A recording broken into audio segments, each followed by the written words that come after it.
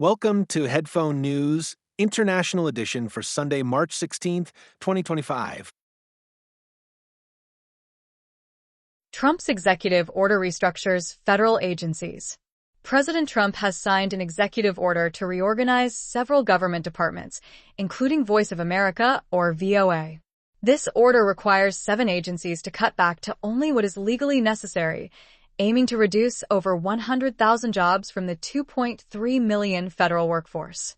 Critics, including some Republicans, argue that VOA and other government-funded media show bias against conservative views.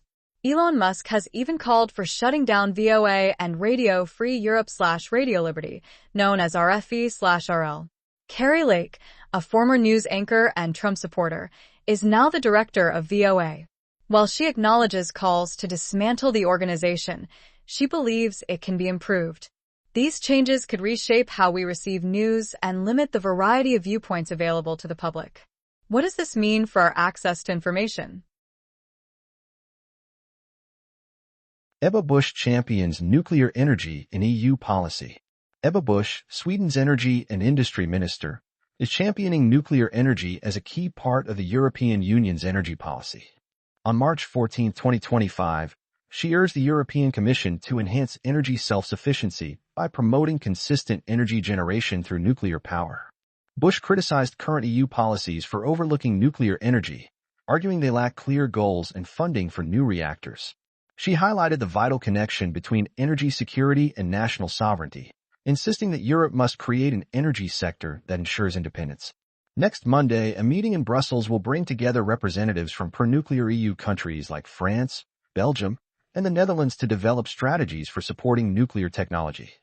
Busch's remarks reflect growing concerns among EU nations about over-reliance on renewable energy, especially after Germany's decision to shut down its nuclear reactors. While Sweden has also closed some nuclear plants, the current government is now pushing for a pro-nuclear stance to expand capacity. This shift is crucial for Europe to meet its energy needs without excessive dependence on external sources. Burkina Faso massacre reported by Human Rights Watch. On March 15, 2025, Human Rights Watch reported a heartbreaking massacre in western Burkina Faso. Armed groups supporting the military government attacked civilians in Solenzo on March 10 and 11. Disturbing videos showed dozens of victims, including women and children, appearing dead or seriously injured, with the actual toll likely much higher. This violence is part of a 9-year jihadist insurgency that has intensified ethnic strife, particularly against the Fulani people, who are often accused of supporting extremist factions. Ilaria Allegrazzi, a senior researcher at Human Rights Watch, highlighted the alarming lack of accountability for the military and their allies. The ongoing violence has made life extremely dangerous for many innocent people caught in this conflict, raising urgent concerns about human rights and safety in the region. What does this mean for the future of Burkina Faso? U.S. sanctions on Thai officials over Uighur deportations. U.S. Secretary of State Marco Rubio has imposed sanctions on Thai officials for deporting at least 40 Uyghurs to China, raising deep concerns about their safety. Rubio highlighted that these individuals face the risk of torture and forced disappearances upon their return. Despite international outcry, 48 Uyghurs remain held in Thailand as authorities prepare to send them back. The Thai Ministry of Foreign Affairs claims that China assured them the deported Uyghurs would be safe and that Thailand would oversee their well-being. This situation has sparked renewed discussions about human rights and the responsibilities of nations to protect at-risk groups. Rubio's actions reflect a broader commitment by the United States to confront human rights violations and challenge China's influence over the treatment of Uyghurs. China's crackdown on stock market misinformation. On March 15, 2025, the China Securities Regulatory Commission, or CSRC, announced a bold initiative to combat misinformation in the stock market, coinciding with World Consumer Rights Day. This effort aims to tackle the rise of misleading information fueled by advancements in AI. The CSRC will work alongside law enforcement and internet regulators to address false news that can shake investor confidence. Their plan focuses on empowering investors through education and actively dispelling rumors, helping them identify inaccuracies. While this initiative seeks to stabilize the investment environment and protect investors, it may also lead to tougher regulations on AI companies, potentially impacting innovation. The CSRC's commitment to fighting misinformation highlights the critical need for accurate information in today's financial landscape. What happens when investors can't trust the news? U.S. designates South Korea as a sensitive country amid nuclear concerns. The U.S. Department of Energy has officially labeled South Korea as a sensitive country, effective April 15, 2025, due to increasing fears over nuclear weapons development in the region. This decision follows the Biden administration's earlier classification of South Korea in the lowest category of sensitive countries in January 2023. While the reasons for this designation weren't specified, it raises alarms about South Korea's potential to create its own nuclear arsenal. President Yoon is actively collaborating with the U.S. to ensure this classification doesn't hinder cooperation in energy and technology. Foreign Minister Cho has noted that while discussions about nuclear weapons are premature, they remain a consideration amid ongoing tensions with North Korea. In December 2022, President Yoon declared martial law for 6 hours due to political unrest, leading to legal challenges for him and Defense Minister Kim, who are facing insurrection charges. This political instability raises concerns about South Korea's ability to manage international relations effectively. The designation highlights the cautious approach of the U.S. regarding its alliances and defense commitments in East Asia. Trump orders airstrikes on Houthi rebels in Yemen. President Donald Trump has launched airstrikes against Houthi rebels supported by Iran in Yemen's capital, Sana'a. This military action aims to stop the Houthis from attacking key shipping routes in a vital maritime corridor. Trump declared that the U.S. will use overwhelming force until the Houthis end their hostile actions.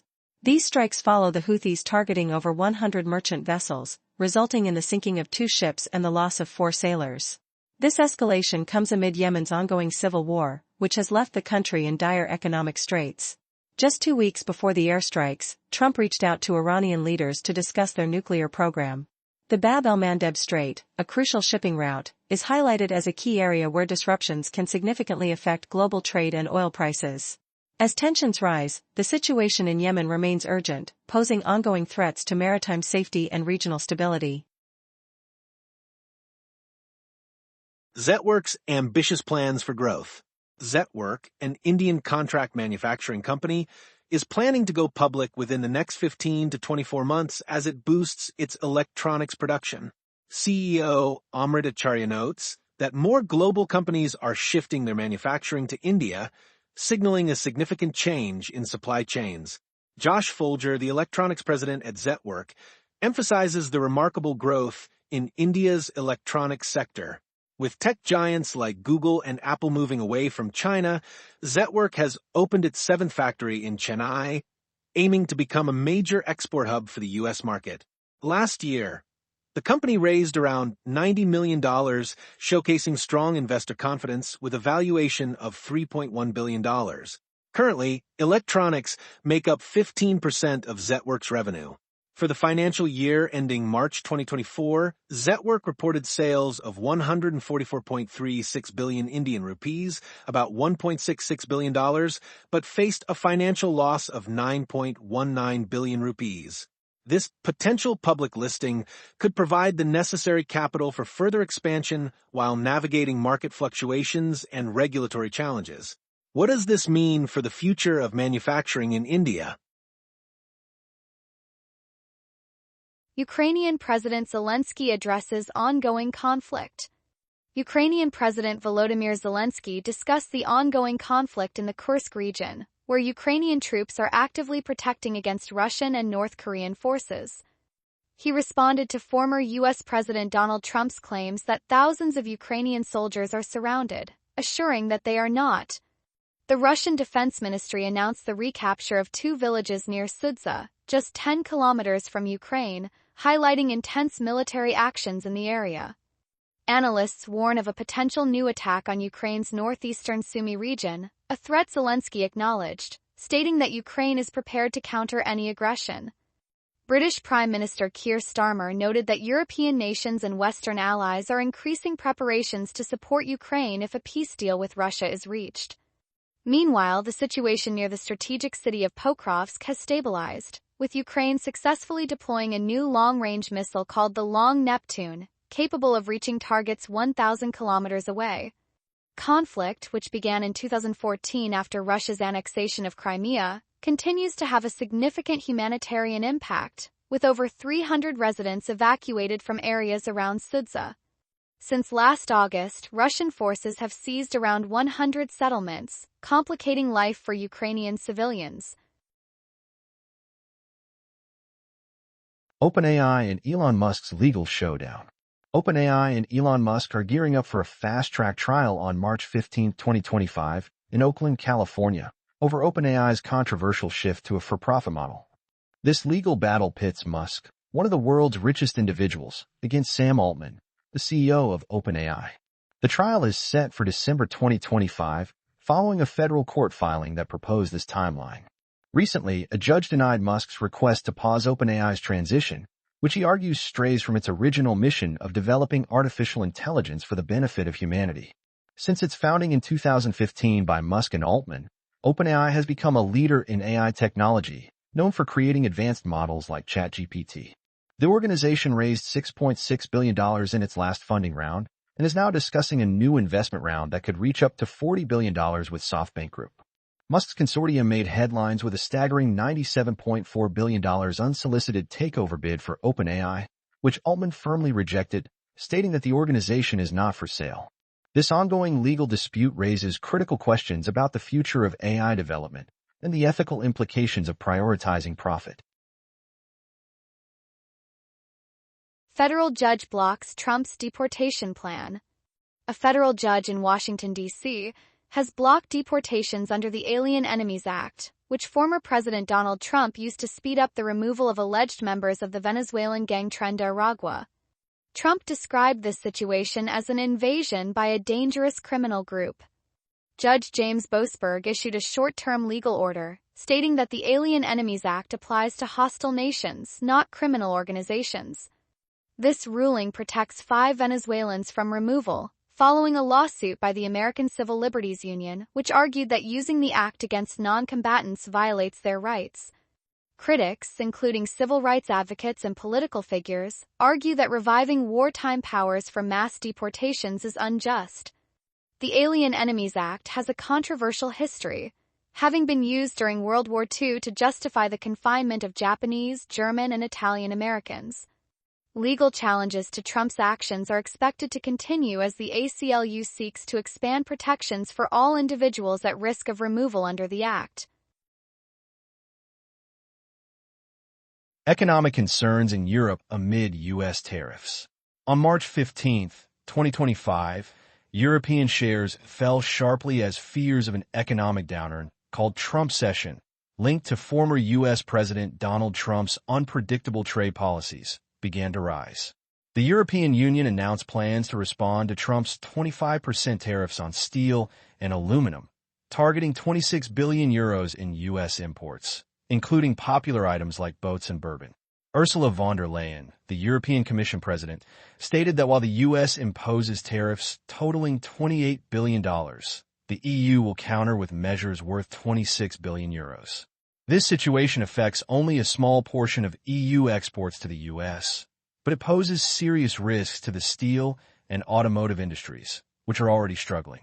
Economists, including Semina Sultan from the German Economic Institute, warn that this uncertainty could threaten jobs and investments on both sides of the Atlantic.